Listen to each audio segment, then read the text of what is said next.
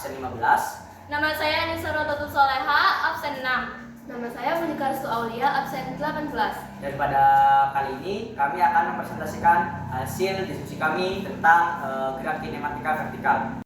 Nah, untuk pengertian dari gerak kinematika vertikal sendiri adalah gerak yang mengacu ketika suatu benda bergerak ke atas dan ke bawah yang disebabkan oleh gravitasi.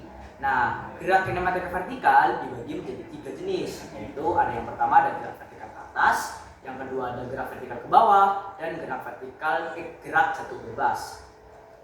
Pertama, ada gerak vertikal ke atas. Gerak vertikal ke atas adalah gerak benda secara lurus ke atas.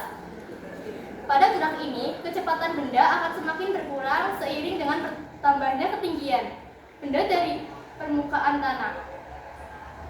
Pada gerak vertikal ke atas, ada beberapa hal yang perlu diketahui mengenai gerak vertikal ke atas. 1. Gerak vertikal ke atas merupakan penerapan dari gerak lurus berubah peraturan. 2. Pada gerak vertikal ke atas, benda memiliki kecepatan awal, tetapi kecepatannya akan terus berkurang karena adanya gaya gravitasi yang menarik benda ke bawah. Nah, untuk contoh gerak vertikal ke atas adalah sebagai berikut. 2. Gerak vertikal ke bawah adalah gerak benda secara tegak lurus ke arah bawah. Pada gerak ini, benda memiliki kecepatan awal, dan karena gerak benda searah dengan arah percepatan gravitasi, maka benda dipercepat oleh gravitasi. Nah, untuk contoh gerak vertikal ke bawah adalah sebagai berikut. Dan yang ketiga ada gerak jatuh bebas. Gerak jatuh bebas memiliki pengertian yang hampir mirip dengan gerak vertikal ke bawah. Nah, yang perbedaannya adalah gerak jatuh bebas tidak memiliki kecepatan awal, yang mana pada gerak vertikal ke bawah memiliki kecepatan awal. Berikut adalah rumus gerak vertikal ke atas.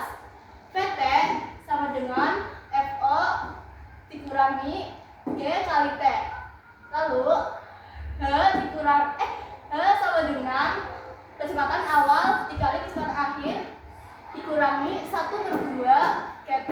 Kenapa ini bisa minim? Karena gerak berlawanan arah dengan gravitasi. Ya, ambil. Nah, pada rumus gerak vertikal ke bawah, di sini rumusnya adalah ditambah karena gerak vertikal searah dengan gerak kecepatan gravitasi. Jadi, kecepatan akhir sama dengan kecepatan awal ditambah kecepatan gravitasi dikali waktu. Untuk mencari ketinggian sama dengan kecepatan akhir dikurangi kecepatan awal ditambah setengah kecepatan gravitasi dikali waktu. Nah, untuk jatuh bebas sendiri, perbedaan dari dua rumus tersebut adalah tidak memiliki kecepatan awal maupun akhir. Jadi kita hanya perlu mencari percepatan gravitasinya. Berarti untuk mencari kecepatan akhir, kita hanya perlu memasukkan rumus percepatan gravitasi dan waktu. Lalu ketika untuk mencari ketinggian, kita hanya perlu memasukkan setengah kali kecepatan gravitasi kali tinggi.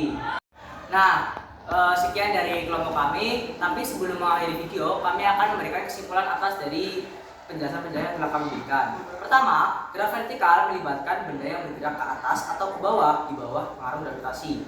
Akselerasi gravitasi selalu konstan dengan nilai G sama dengan 9,8 meter per sekon. Nah, ada 3 jenis gerak utama seperti yang dijelaskan tadi: vertikal ke atas, vertikal ke bawah, bebas. Lalu rumus-rumus kinematika yang sudah kami tunjukkan ini membantu menghitung kecepatan, perpindahan, dan waktu yang diperlukan dalam berbagai proses gerak vertikal, baik saat benda jatuh, bergerak ke atas, atau bergerak ke bawah. Lalu gerak vertikal ke atas dan ke bawah seringkali simetris, di mana waktu untuk naik sama dengan waktu untuk turun ke posisi awal dengan mengabaikan hambatan udaranya. Lalu yang terakhir ada hukum pengkalan energi berlaku dalam gerak vertikal, di mana energi kinetik dan energi potensial saling berubah, tapi total energi mekanik tetap konstan jika tidak ada hambatan. Nah, sekian dari kami. Mohon maaf jika ada salah kata atau lainnya. Wassalamualaikum warahmatullahi wabarakatuh.